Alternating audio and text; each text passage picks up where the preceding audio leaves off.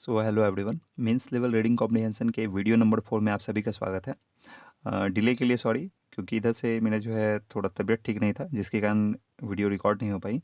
और जैसे कि मैंने पहले ही बताया है कि वीडियो नंबर 5 तक हम लोग जो है डीप एनालिसिस करने वाले हैं। मतलब लाइन टू लाइन समझने वाले हैं पैसेज को, और उसके बाद फिर जो है हम लोग स्किमिंग करेंगे। स्किमिंग से क्या होगा, फ़ायदा ये होने वाला है कि हम लोग जो है पैसेज को लाइट वे में समझ पाएंगे, मतलब 1 से 1.5 मिनट में समझ पाएंगे, और फिर क्वेश्चन को भी पूरी एक्यूरेसी के साथ सॉल्व कर पाएंगे। तो अभी किसी को ये होप नहीं रखना है कि इसमें जो है तुरंत कोई ऐसा ट्रिक बता दिया जाएगा जिससे सॉल्व हो जाएगा। और हमारा सॉल्व करने का तरीका क्या होता है, ये भी आप लोगों को पता होना चाहिए। सॉल्व करने का तरीका होता है, पहले हम लोग क्वेश्चन को करेंगे। क्वेश्चन करने के बाद फिर से हम लोग पैसेज को पढ़ेंगे। ठीक है। पैसेज पैसेज को पढ़ने से हम लोग पहले क्वेश्चन को क्यों करते हैं, ताकि ये एक रफ आइडिया मिल सके कि क्वेश्चन में पूछा क्या गया है, और उसके बाद फिर से हम लोग क्वेश्चन को करते हैं। तो उससे क्या होता है कि पैसेज करने पढ़ने के बाद हमारा क्लियरिटी हो जाता है कि क्वेश्चन में क्या पूछा गया था और पैसेज में क्या बताया गया है। और दोबारा जब हम रीड करते हैं क्वेश्चन को, तो उससे हम लोग एक्यूरेसी के साथ उसे सॉल्व कर पाते हैं। तो स्टार्ट करते हैं। तो पहले हम लोग क्या देखने वाले हैं, पहले हम लोग देखने वाले हैं क्वेश्चन को। तो ये हमारा पैसेज है, लेकिन पैसेज से पहले हम लोग क्वेश्चन को देखेंगे। तो क्वेश्चन में क्या दिया गया है, क्वेश्चन में हमारा पूछा गया है कि what does the phrase gnawing dissonance in the passage most likely to. जो पैसेज में एक लाइन आया है कहीं ग्नोइंग डिसोनेंस, उसका क्या मतलब है, ये किस चीज़ को बताता है, वो बताना है। तो मेन आपको किस चीज़ के बारे में यहाँ पर पूछा गया है, यहाँ पर मेन आपको पूछा गया ग्रोइंग डिसोनेंस के बारे में, जिसे मैंने हाईलाइट कर दिया। तो जब आप भी क्वेश्चन पढ़ेंगे एग्जाम में, तो आपको क्या करना है, जो मेन चीज़ें आपको क्वेश्चन में मिल रहा है उसे कहीं रफ जो आपको पेज दिया जाता है उसमें कहीं पर आप नोट कर सकते हैं। ठीक है। अगर नोट नहीं भी करेंगे तो अगर आपके माइंड में रह पाता है तो वो और भी ज़्यादा बेटर है। नेक्स्ट क्वेश्चन को हम लोग देखते हैं। नेक्स्ट है, how does the passage describe Meera's psychological decline. Meera का जो साइकोलॉजिकल मनोवैज्ञानिक जो उसके मनोभाव में जो डिक्लाइन हुआ, जो कमी हुआ, उसे पैसेज किस तरह से डिस्क्राइब कर रहा है। तो यहाँ पर मेन आपका वर्ड एक तरह से बोल सकते हैं, कीवर्ड क्या है जो इस क्वेश्चन में क्या पूछा जा रहा है, मीरा के साइकोलॉजिकल डिक्लाइन के बारे में पूछा जा रहा है, वो कैसा रहा, पैसेज में कैसा बताया गया है, वो बताना है। ठीक है। नेक्स्ट क्वेश्चन की ओर मूव करते हैं। नेक्स्ट हमारा क्वेश्चन है, what concept help Meera being recovering emotionally. कौन सा ऐसा कॉन्सेप्ट रहा जो मीरा को हेल्प किया रिकवर करने में इमोशनली। ठीक है। तो इमोशनली रिकवर करने की बात की जा रही है कौन सा ऐसा चीज़ रहा जो कि उसे रिकवर करने में इमोशनली हेल्प किया, वो बताना है। नेक्स्ट क्वेश्चन की ओर मूव ऑन करते हैं। नेक्स्ट क्वेश्चन है, which of the following which of the following best captures the central theme of the passage. मतलब पैसेज जो है ना, इसका सेंट्रल थीम क्या है, मतलब इसका एक तरह से बोल सकते हैं कि इन्फेरेंस क्या है, इस पैसेज में मेनली बताया किस चीज़ के बारे में गया है। ठीक है। तो उसका सेंट्रल आइडिया या सेंट्रल थीम आप बोल सकते हैं। ठीक है। सेंट्रल आइडिया या सेंट्रल थीम पूछा जा रहा है पैसेज का, मतलब किस चीज़ के बारे में बताया गया है वो बताना है। ठीक है। तो ये पैसेज क्या कन्वे करना चाह रहा है आपको। ठीक है। तो हमें इस क्वेश्चन से क्या पता चला, हमें ये पता करना है कि ये पैसेज क्या हमें कन्वे करना चाह रहा है। ठीक है। नेक्स्ट क्वेश्चन की ओर चलते हैं। नेक्स्ट क्वेश्चन है हमारा फिफ्थ और ये लास्ट क्वेश्चन इस पैसेज के लिए। तो नेक्स्ट क्वेश्चन में पूछा गया है, what is the tone of the author in the end of the passage. Passage के एंड में ध्यान देना है। इसमें ये नहीं पूछा गया है क्वेश्चन में कि ऑथर का टोन किस टाइप का है पूरे पैसेज के लिए। यहाँ पर पूछा गया है end of the paragraph, means tone तो बताना ही है, हमें टोन तो बताना है, लेकिन पूरे पैसेज के लिए नहीं, एंड ऑफ द पैराग्राफ, मतलब जो जो एंड पैराग्राफ है, लास्ट पैराग्राफ जो है, उसके लिए टोन कैसा है ऑथर का, ये बताना है। हम लोगों ने क्वेश्चन को समझ लिया, क्या क्या क्वेश्चन है इसमें। लास्ट पैसेज का पैराग्राफ का हमें टोन बताना है। नेक्स्ट फोर्थ में बताना है हमें सेंट्रल थीम। ठीक है, क्या कन्वे करना चाह रहा है। उससे पहले वाले में कैसे वो रिकवर की है इमोशनली। सेकेंड वाले में मीरा कैसे साइकोलॉजिकल डिक्लाइन कैसा हुआ पैसेज में जो बताया गया, और ग्रोइंग डिसोनेंस का क्या मतलब है, ये हमें बताना है। तो चलते हैं हम लोग सीधा पैसेज की ओर। यह हमारा रहा पैसेज। पैसेज को पहले पढ़ते हैं। लिखा हुआ है, for 17 years old Meera. 17 year old जो मीरा है, ठीक है, 17 साल की Meera, adolescence was not merely a phase of hormonal transition and academic hormonal transition and academic aspirations. It became an arena where perception and self worth collided with insidious इंटरनेटी।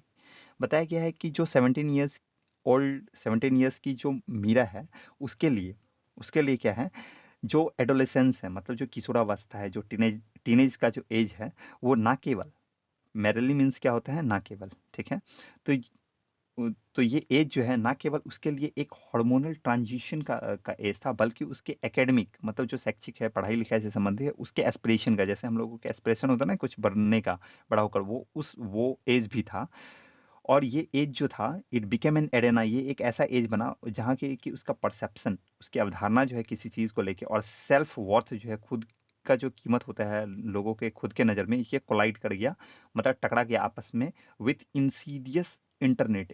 ठीक है, उसके मतलब उसके इंटरनेटी जो है, इंटरसिटी जो है, उसकी जो जो ताकत है, अंदर की खुद की ताकत जो है, उससे टकरा गया। मतलब उसमें खुद में जो है ना, मतलब साइकोलॉजिकल एक तरह से डिक्लाइन देखा गया, ठीक है, उसके परसेप्शन में। आगे क्या बताया गया है? आगे बताया गया है कि इन अ वर्ल्ड, एक ऐसे दुनिया में, in a world saturated with curated digital aesthetics and algorithm driven beauty hierarchies, Mira's own reflection began to feel less like truth and more like betrayal।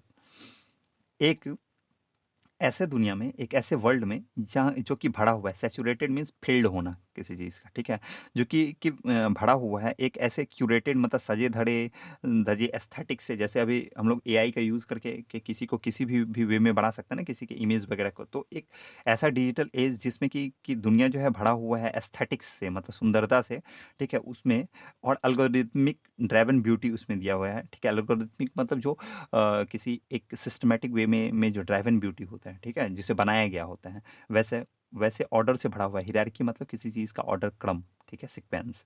तो उसमें मीराज ऑन रिफ्लेक्शन, मीरा का अपना रिफ्लेक्शन जो है अपने बारे में, वो शुरू हुआ है किस टाइप से, फील्स लेस लाइक ट्रूथ, अपना खुद के बारे में जो है ना, उसका खुद का इमेज जो है, वर्थ, वो उसे कम लगने लगा, ठीक है, फील लाइक लेस, उसे कम लगने लगा, कम सच लगने लगा, मोर लाइक बिट्रेयल, धोखा ज़्यादा लगने लगा उसमें, ठीक है।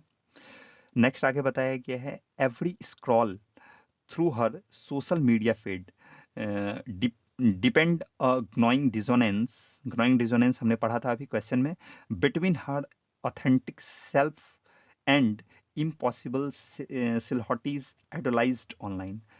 बताया गया है इसमें कि जो एवरी स्क्रॉल उसका जो था, जैसे हम लोग मोबाइल में स्क्रॉल करते हैं ना, ऊपर बढ़ाते हैं रील्स वगैरह या और कुछ मोबाइल में चलाते समय, तो जो एवरी स्क्रॉल था उसका सोशल मीडिया फीड पे, वो क्या हुआ, गहराता गया, डिपेंड होता गया, गहराता गया उसके ग्नोइंग डिजोनेंस को, बढ़ते हुए जो उसके डिजोनेंस था, मतलब असहमति था, ठीक है, खाई एक तरह से बोल सकते हैं, वो बढ़ता गया किस चीज़ को लेकर, बिटवीन हर हर ऑथेंटिक सेल्फ, मतलब खुद की जो उसकी सच्चाई है, ठीक है, सेल्फ इमेज का, उसकी सच्चाई, ऑथेंटिक सेल्फ के बारे में, और जो इम्पॉसिबल सिलहॉटीज है, जो मतलब जो पॉसिबल ही नहीं है वैसा, जो एक सिलहॉटीज जो बनाया गया है, एक आकृति जो हम लोगों को दिखाई पड़ता है सोशल मीडियाज पे या डिजिटल वर्ल्ड में, उसके बीच जो सेल्फ ऑथेंटिक और इम्पॉसिबल सिलहॉटीज के बीच में जो ना, उसका डिजोनेंस बढ़ता गया, डिपेंड होता गया, ठीक है।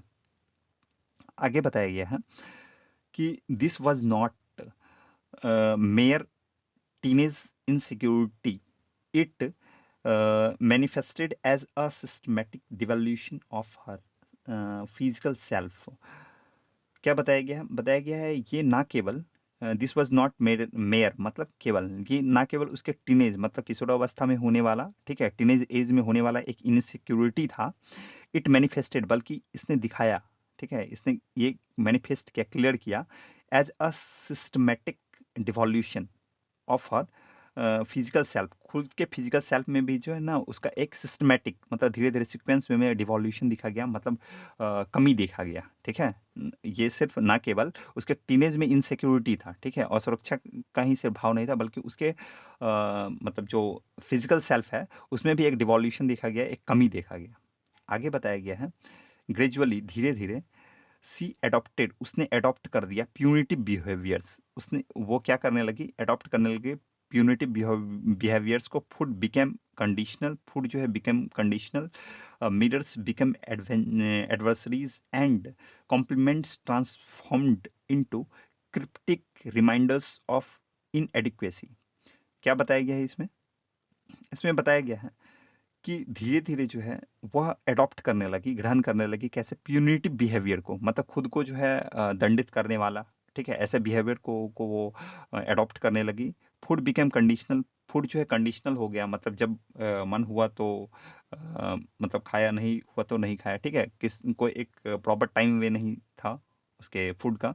आगे बताया गया है मिरर्स, जो आईना होता है जिसमें हम लोग खुद को देख पाते हैं, वो एडवर्सरी हो गया, वो एक तरह से दुश्मन हो गया उसका। एंड कॉम्प्लीमेंट्स ट्रांसफॉर्म्ड, और जो कॉम्प्लीमेंट उसे मिलता था, जो भी उसके अच्छे काम के लिए उसका जो शाबाशी मिलता था, ठीक है, एक तरह से बोल सकते हैं, तो जो भी कॉम्प्लीमेंट्स मिला करता था उसे, वो ट्रांसफॉर्म हो जाता था into cryptic reminders of inadequacy. Inadequacy मतलब अपर्याप्तता, मतलब उसे डिजिटल वर्ल्ड में चीज़ों को देखते हुए उसे ये लगने लगा कि वो जो है मतलब सेल्फ वर्थ उसका कम होता गया। साइकोलॉजिकल उसमें ये जो है डेवलप करने लगा कि उसका सेल्फ वर्थ बहुत कम है, दुनिया बहुत खूबसूरत है वो उतनी अच्छी नहीं है, ठीक है? ऐसा इनएडिक्वेसी उसमें डेवलप होने लगा। आगे बताया गया है the subtle descent into dysmorphia was neither loud nor linear।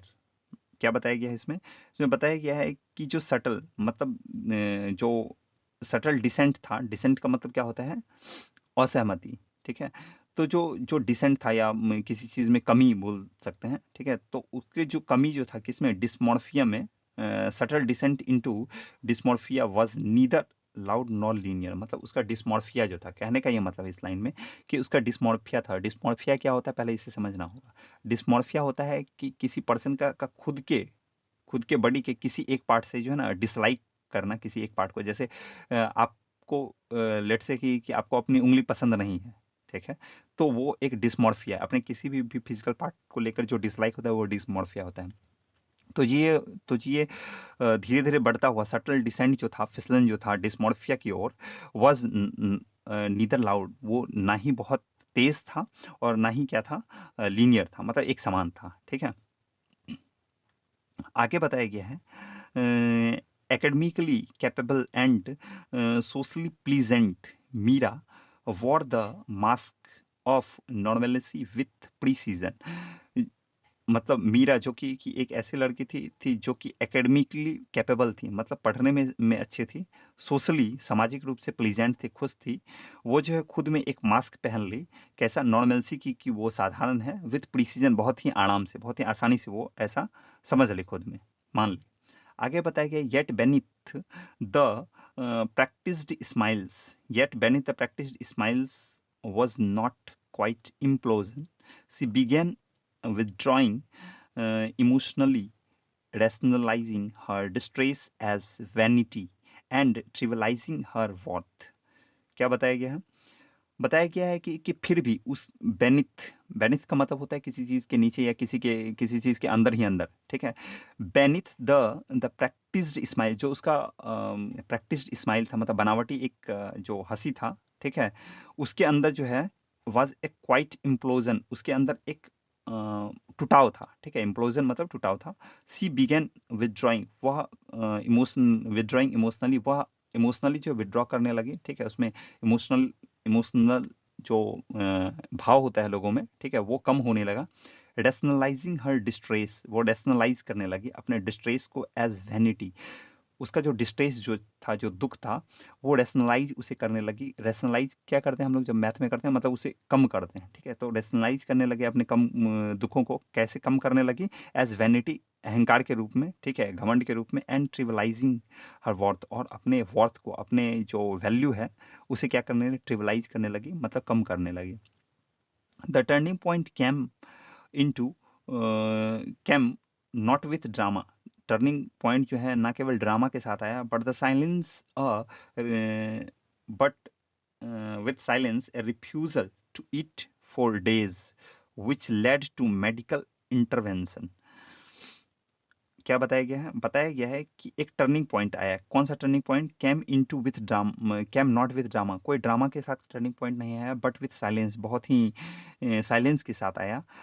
कैसे आया? जो उसका रिफ्यूज़ल तो जो था खाने के को लेकर, फूड को लेकर, फॉर डेज़, कई दिनों तक, ठीक है? व्हिच लेड, जो कैसा कंडीशन को लेके आया? Which led to medical intervention, जिसमें जो है मेडिकल इंटरवेंशन आया, मेडिकल का हस्तक्षेप हो गया, ठीक है? मतलब वो बीमार पड़ी, उसमें मेडिकल इंटरवेंशन पड़ा, ठीक है? मेडिकल मतलब डॉक्टर को दिखाना पड़ा। आगे बताया गया है, therapeutic engagement introduced to the concept of self-image distortion and the emotional scaffolding required to rebuild her fractured sense of identity।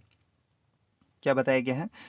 बताया गया जो उसका थेरेप्यूटिक एंगेजमेंट हुआ, मतलब जो भी डॉक्टरी जो भी मतलब उसका प्रोसीजर हुआ या जो भी हुआ, उसके ट्रीटमेंट के दौरान इंट्रोड्यूस हुआ to the concept of self image, खुद के सेल्फ इमेज का जो है उसके अंदर एक थेरेप्यूटिक एंगेजमेंट इंट्रोड्यूस हुआ उसे, जो डिस्टॉर्शन था। डिस्टॉर्शन मतलब क्या होता है? जो विकृति, जो उसे लग रहा था कि वो बदसूरत है वगैरह, ये डिस्टॉर्शन कहलाता है, ठीक है? तो ऐसा डिस्टॉर्शन जो उसमें था, वो उसका थेरेपेटिक इंगेजमेंट के थ्रू वो इंट्रोड्यूस हुआ सेल्फ इमेज में, ठीक है? आगे बताया गया है, and the emotional scaffolding required to rebuild her fractured sense of identity. और जो इमोशनल स्कैफोल्डिंग मिला उस समय, जो जब वो बीमार थी उस समय, जो उसे इमोशनल सपोर्ट मिला, स्कैफोल्डिंग मीन सपोर्ट जो मिला, रिक्वायर्ड टू रीबिल्ड, उसे ज़रूरत था रिबिल्ड करने का, ठीक है? उसकी जो फ्रैक्चर्ड सेंस ऑफ आइडेंटिटी था, जो उसमें जो खुद के सेल्फ इमेज जो उसमें कम हो गया था, उसे रिबिल्ड करने में वो क्या किया? हेल्प किया एक तरह से, ठीक है? Emotional scaffolding, emotional support. आगे बताया गया है, थ्रू सस्टेन्ड काउंसलिंग, जो लगातार, सस्टेन्ड मीन्स जो लगातार कोई चीज़ लगातार चलता रहे, तो सस्टेन्ड जो काउंसलिंग हुआ उसका डॉक्टर्स के साथ, मीरा के Meera dis irretangled societal impositions from intrinsic value. She began to internalize that beauty is not a monolith dictated by culture, but not spectrum shaped by diversity, health, and self-compassion। क्या बताया गया है? इसमें बताया गया है कि जो लगातार जो काउंसलिंग चला, मीटिंग जो चला डॉक्टर्स के साथ, उसमें मीरा ने डिसइंटेंगल्ड किया, मतलब खुद को समझाने में, किसी को किसी चीज़ को समझाने में हेल्प करना जो डिसइंटेंगल्ड कहलाता है। तो उसने ये क्या किया? डिसइंटेंगल्ड किया सोसाइटल इम्पोजिशन को, जो जो सोसाइटी के द्वारा जो थोप दिया गया था कि वो इस डिजिटल वर्ल्ड में उतने अच्छे नहीं है, जो इंट्रिंसिक वैल्यू हो गया था उसका, ठीक है? इंट्रिंसिक जो उसमें वैल्यू आ गया था, उसे क्या करने में, डिसइंटेंगल्ड करने में हेल्प किया। सी बिगेन टू इंटरनलाइज, उसने वो शुरू किया इंटरनलाइज करना, ठीक है? क्या इंटरनलाइज करना? स्वीकारना, एक्सेप्ट करना शुरू किया कि ब्यूटी जो है, वो ना केवल जो सुंदरता है, ये एक कोई मोनोलिथ डिक्टेटेड बाय कल्चर, ये कोई मोनोलिथ नहीं, एक समान जैसा नहीं होता है। डिक्टेटेड का मतलब क्या है यहाँ पर? मतलब डिटरमाइंड नहीं है एक जैसा कल्चर के द्वारा, बट स्पेक्ट्रम, बल्कि एक सीक्वेंस है, ऑर्डर है, जो कि शेप्ड होता है, बना होता है डाइवर्सिटी के द्वारा, हेल्थ के द्वारा, और सेल्फ कंपेशन के द्वारा। आगे बताया गया है, Meera's narrative is not a singular anomaly, but a mirror to a larger epidemic where teenagers battle unspoken wars behind flawless digital facades। बताया गया है, यही लास्ट इसका जो है पैराग्राफ है, ठीक है? बताया गया है कि मीरा का जो नैरेटिव है, जो उसका जो मतलब सोच है, वो is not a singular anomaly, ये सिर्फ एक मिसाल नहीं है, एक एग्जाम्पल नहीं है, बल्कि एक मिरर है, ठीक है? एक दर्पण का काम कर रहा है एक लार्ज इपिडेमिक में, मतलब एक ऐसा ये इपिडेमिक हो चुका है, ठीक है? एक ऐसी बीमारी हो चुकी है विथ टीनेजर्स, वेयर टीनेजर्स, जहाँ पर कि टीनेजर्स जो भी हैं, जो भी किशोरावस्था में होते हैं, वो बैटल करते हैं, एक लड़ाई लड़ते हैं, अनस्पोकन वॉर्स करते हैं, मतलब बिना बोले एक लड़ाई को लड़ते हैं, बिहाइंड फ्लॉलेस डिजिटल पैकेट्स, जो फ्लॉलेस डिजिटल पैकेट्स है, फ्लॉलेस मतलब जिसमें कोई भी गड़बड़ी नहीं है, वैसे डिजिटल पैकेट्स में, पैकेट्स मीन्स यहाँ पर क्या है? जो बनावट जो दिखाया गया है, ठीक है? जो इमेज दिखाया जा रहा है, उसके बारे में बताया गया है। आगे बताया गया है कॉम्बेटिंग दिस रिक्वायर्स, इससे लड़ने के लिए रिक्वायर है मोर देन अवेयरनेस, ज़्यादा अवेयरनेस की ज़रूरत है। It calls for critical media literacy, empathetic environments and systematic redefinition of beauty norms met extended beyond superficial metrics। क्या बताया गया है? बताया गया है कि इससे लड़ने के लिए ज़रूरत है मोर देन अवेयरनेस, बहुत ज़्यादा अवेयरनेस की ज़रूरत है। It calls for critical media literacy, इसमें ज़रूरत है कि लोगों में जो है बहुत ज़्यादा मीडिया लिटरेसी हो, ठीक है, मीडिया को लेकर ज़्यादा अवेयरनेस हो, उसके बारे में ज्ञान हो, लिटरेसी हो, इम्पैथेटिक इन्वायरमेंट्स हो, ठीक है, सहानुभूतिपूर्ण इन्वायरमेंट्स हो हमारा पर्यावरण, और सिस्टमेटिक रीडिफिनेशन ऑफ ब्यूटी, जो एक सिस्टमेटिक जो ब्यूटी नॉर्म्स जो हैं उसका एक सिस्टमेटिक रीडिफिनेशन हो, मतलब लोगों के बीच में जो है सुंदरता को लेकर जो एक डिफिनेशन है, जो लोगों की अवधारणा है, उसका एक सिस्टमेटिक वे हो जो कि मैट एक्सटेंडेड बियॉन्ड सुपरफिशियल मैट्रिक्स, जो सुपरफिशियल मैट्रिक्स हैं उसके बियॉन्ड ये क्या कर पाए, एक्सटेंड कर पाए, बढ़ पाए। ठीक है, अब हम लोग देखते हैं क्वेश्चन की ओर चलते हैं। क्वेश्चन में क्या बताया गया था? ग्रोइंग डिसोनेंस का मतलब क्या है? ग्रोइंग डिसोनेंस, ग्रोइंग का मतलब क्या होता है? बढ़ता हुआ। डिसोनेंस का मतलब अस्वीकृति। तो बढ़ता हुआ अस्वीकृति के बारे में क्या बताया गया? उसका किस चीज़ के लिए बढ़ता हुआ अस्वीकृति था? जो उसका जो डिसलाइक था, या बोल सकते हैं कि अस्वीकृति जो था, ठीक है, डिसोनेंस, वो किस चीज़ को लेकर था? उसके ब्यूटी को लेकर। आगे बताया गया, देखिए ऑप्शंस को हम देखते हैं तो तुरंत बन पाएगा। बार बार हमें देखिए पहले पैसेज को पढ़ लेने से क्या होता है, बार बार पैसेज पे नहीं जाना पड़ता है। ठीक है, एक बार क्वेश्चन को पढ़ लेने से बार बार पैसेज में नहीं जाना पड़ता है। हम लोगों ने पढ़ लिया है, अब देखिए पैसेज में नहीं जाना होगा हमें। बताया गया her hunger due to skipped meals, उसका हंगर, उसका भूख स्किप्ड मिल्स के कारण। तो स्किप्ड मिल्स के कारण उसका भूख के बारे में तो कहीं पर भी नहीं बताया गया है। क्या ऐसा बताया गया था कहीं पर भी? किसी भी लाइन में नहीं बताया गया था ना, तो ये नहीं हो सकता। नेक्स्ट, नेक्स्ट में बताया गया है कन्फ्लिक्ट, कहीं पर कन्फ्लिक्ट कहीं पर भी बात नहीं था, फिर भी पढ़ लेते हैं इसे। Conflict between her inner worth and online ideas, conflict के बारे में। हाँ, इसमें बताया गया कि कन्फ्लिक्ट जो था उनका, जो एक मतलब भाव जो उसके मन में बन गया था इनर वर्थ के बारे में, खुद के वर्थ के बारे में, खुद के इमेज के बारे में, और जो ऑनलाइन आइडियल्स जो दिखाया जा रहा है डिजिटल सोशल मीडिया पे, उसके बारे में, कन्फ्लिक्ट के बारे में था।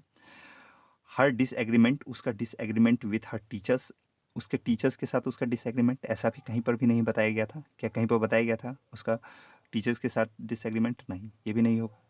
नेक्स्ट क्या बताया गया है?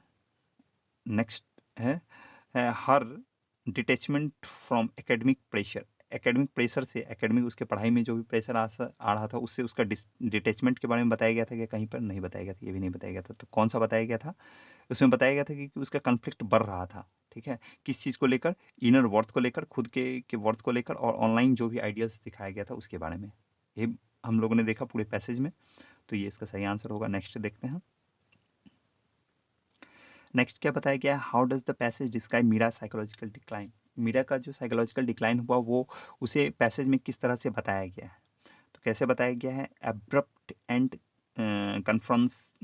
कन्फ्रंटेशनल। तो कन्फ्रंटेशनल तो नहीं बताया गया है, एब्रप्ट भी नहीं बताया गया है। ये तो आप ऐसे भी इसे मतलब स्किप कर सकते हैं इस ऑप्शन को। नेक्स्ट बताया गया है erratic and attention seeking. Attention seeking के भी कहीं पर किसी के अटेंशन को सीक करने के भी बारे में नहीं बताया गया है। नेक्स्ट क्या बताया गया है? सटल एंड इनवर्डली डिस्ट्रक्टिव और वोकल एंड रेबेलस। देखिए वोकल और रेबेलस, वोकल मतलब जो बोला जाए, और रेबेलस का मतलब जो विद्रोह से रिलेटेड हो। ठीक है, ये भी नहीं था। क्या था उसमें? सटल, इनवर्डली मतलब अंदर, अंदर ही अंदर जो है डिस्ट्रक्शन उसमें फैल रहा था। ठीक है, डिस्ट्रक्टिव वे में वो चल रहा था। तो ये सही आंसर हो जाएगा ऑप्शन सी। ठीक है, नेक्स्ट देखते हैं। नेक्स्ट क्या है क्वेश्चन? बताया क्या है? What concept help Meera? कौन सा ऐसा कॉन्सेप्ट रहा जो हेल्प किया मीरा को क्या करने में? Being recovering emotionally, emotionally recover करने में कौन सा? Narcissist validation, self image distortion, social withdrawal management, या बिहेवियरल कंडीशनल? कौन सा रिकवर करने में? कौन सा? जब उसका थेरेपेटिक मतलब मेडिकल इंटरवेंशन हुआ था तब। तो मेडिकल इंटरवेंशन से रिलेटेड कौन सा ऑप्शन है उसे हमें जो है एलिमिनेट करना होगा। तो देखिए सेल्फ इमेज का डिस्टॉर्शन से उसका रिकवर इमोशनली, ऐसा बताया था कौन सा कॉन्सेप्ट हेल्प किया ये पूछ रहा है, तो डिस्टॉर्शन तो हो ही नहीं सकता जो उसे हेल्प करेगा। बताया क्या है नार्सिसिस्ट वैलिडेशन। नार्सिसिस्ट का जो है वैलिडेशन, नार्सिसिस्ट का मतलब होता है खुद के बारे में बहुत ज़्यादा बड़ाई करना, उस चीज़ के वैलिडेशन से हुआ उसका रिकवरी। सोशल विड्रॉल मैनेजमेंट से हुआ कि सोशल से कैसे विड्रॉ कर पाए, हम समाज से कैसे विड्रॉ कर पाए खुद को, वैस मैनेजमेंट से हुआ नहीं। बिहेवियर कंडीशनिंग से हुआ, ठीक है, बिहेवियर वे में जो है उसका जो कंडीशन देखा गया डॉक्टर्स के द्वारा, ठीक है, काउंसलिंग से, उससे हुआ। तो ये सही आंसर होगा। नेक्स्ट कौन सा है, नेक्स्ट है which of the following captures, इसमें से कौन सा ऐसा है जो कैप्चर करता है सेंट्रल थीम को ऑफ द पैसेज। पैसेज का सेंट्रल थीम क्या था, तो मतलब पैसेज स्पेशली बताना क्या चाह रहा है ये आपसे पूछा जा रहा है। तो the the influence of peer pressure on tears, जो पीयर प्रेशर बहुत ज़्यादा प्रेशर है टीन्स पे, मतलब टीनेजर्स पे, किशोरों पे, ठीक है, बच्चों पे, उसके बारे में, उस इन्फ्लुएंस के बारे में बताया गया है। दूसरा cosmetic beauty norms and fashion trends, cosmetic जो जो ब्यूटी नॉर्म्स है उसके फैशन ट्रेंड का तो कहीं पर भी बात नहीं था, ठीक है। इसका सेंट्रल थीम मतलब मेन क्या बताया गया है वो पूछा जा रहा है, ध्यान देना है क्वेश्चन पे। Hidden psychological battles due to digital aesthetic, digital aesthetic के बारे में जो हिडन साइकोलॉजिकल बैटल जो हो रहा है टीन्स के बीच में, उसे बताया गया है, या नेसेसिटी को बताया गया है एकेडमिक काउंसलिंग के बारे में। तो एकेडमिक काउंसलिंग का यहाँ पर कोई भी बात था क्या, नहीं था, यहाँ पर एस्थेटिक वर्ल्ड से रिलेटेड था। तो एस्थेटिक वर्ल्ड से देखिए पीयर प्रेशर ऑन टिन्स ये भी नहीं था उस चीज़ का। तो एस्थेटिक से रिलेटेड कहाँ पर है, यहाँ पर ब्यूटी नॉर्म्स यहाँ पर दिया गया है फैशन, और यहाँ पर दिया गया है डिजिटल एस्थेटिक्स। अब आप इसे कैसे एलिमिनेट करेंगे, कौन सा ऑप्शन होगा, तो देखिए इसे एलिमिनेट करने का आगे बताया गया है इसमें बी ऑप्शन, अगर हम बी को देखें तो उसमें बताया गया cosmetic beauty norms and fashion trends. तो नॉर्म्स की बात जो है लास्ट पैसेज में, लास्ट स्टेंजा में किया गया था कि वैसा नॉर्म्स बनाया जाना चाहिए, लेकिन कॉस्मेटिक ब्यूटी नॉर्म्स के बारे में नहीं बताया गया था, इसलिए ये भी ऑप्शन नहीं होगा। ऑप्शन क्या होगा, जो हिडन जो साइकोलॉजिकल बैटल हो रहा है डिजिटल एस्थेटिक्स के कारण, उसके बारे में बताया गया है। तो ये सही आंसर होगा। नेक्स्ट देखते हैं। तो नेक्स्ट क्वेश्चन क्या है, नेक्स्ट क्वेश्चन है what is the tone of the author in the end of the passage. Last paragraph जो था पैसेज था उसमें ऑथर का टोन कैसा था, तो ऑथर का टोन लास्ट स्टेंजा में क्या बताया गया है, लास्ट स्टेंजा में बताया गया है जो ब्यूटी नॉर्म्स हैं उसे जो है सिस्टमेटिक वे में बताना चाहिए, डिजिटल लिटरेसी होना चाहिए एटसेट्रा, इसी के बारे में बताया गया है, इसी के बारे में बताया गया था ना। तो यहाँ पर देखते हैं क्या बताया गया, ऑप्शन डिसमिसिव एंड आयरॉनिक है। डिसमिसिव है मतलब किसी चीज़ को नकार देने वाला है, या आयरॉनिक मतलब किसी चीज़ के बारे में जो है मजाक बढ़ाने जैसा है, क्या ऐसा कहीं पर था, नहीं था। बताया गया रिफ्लेक्टिव एंड क्रिटिकल, रिफ्लेक्टिव है मतलब क्रिटिकल है, मतलब किसी चीज़ की आलोचना भी की गई है जो डिजिटल मीडिया एस्थेटिक्स का है, और रिफ्लेक्टिव है मतलब उसका क्या प्रभाव पड़ रहा है वैसा है। ऑप्टिमिस्टिक है, कोई आशावादी चीज़ें बताई गया है, या सेलिब्रेटरी है जिसे हम सेलिब्रेट करें ऐसा है, या डिटैच्ड है मतलब अलग थलग जैसा है, और न्यूट्रल है मतलब कोई प्रभाव ना पड़ने वाला है। तो उसमें बताया गया है कि जो जो मतलब डिजिटल मीडिया पे या डिजिटल ऑनलाइन वर्ल्ड में जो चीज़ें दिखाई जा रही है, ठीक है, फैक्ट्स जो दिखाया जा रहा है उसे आलोचना किया गया है ऑथर के द्वारा, और उसका रिफ्लेक्शन क्या है बच्चों पे, क्या बड़ा प्रभाव पड़ रहा है कि वो जो है इनर खुद में ही एक बैटल लड़ रहे हैं, ठीक है, इनर बैटल लड़ रहे हैं, उसके बारे में बताया गया है, ठीक है। तो ये पैसेज का इन टोन था, ठीक है। तो ये था हमारा ये पैसेज, ठीक है। नेक्स्ट वाले में हम लोग देखने वाले हैं एक और पैसेज, इसमें हमने थोड़ा ज़्यादा टाइम लिया इसे समझने में, नेक्स्ट वाले में भी थोड़ा टाइम लेंगे, उसके बाद वाले से हम स्किमिंग सीखेंगे। तो स्किमिंग से क्या हो पाएगा, हम लोग बहुत ही कम समय में सॉल्व कर पाएंगे पैसेज को, ठीक है। तो इस वीडियो में फ़िलहाल इतना ही। So thanks for watching this video, share with your friends if you like this video, subscribe the channel.